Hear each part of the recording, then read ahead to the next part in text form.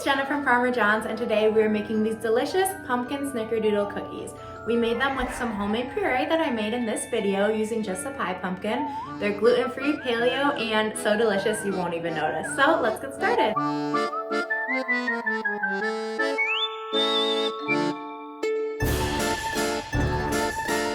Mix that all up and we'll put it aside for later.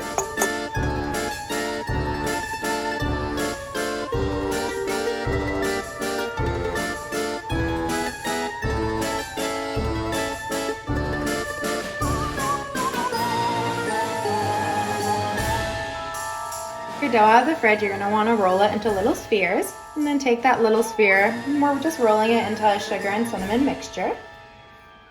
Right when you're done, we're going to pop it right onto a baking sheet. And just take something that you'll be able to press down the cookies with, and then they'll go right into the oven at 350 for about 10 minutes.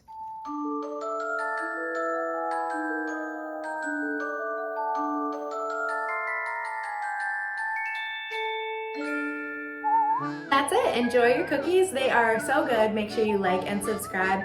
Following us on Farmer John's Greenhouse on Instagram and Facebook. We'll see you soon with more recipes. Bye!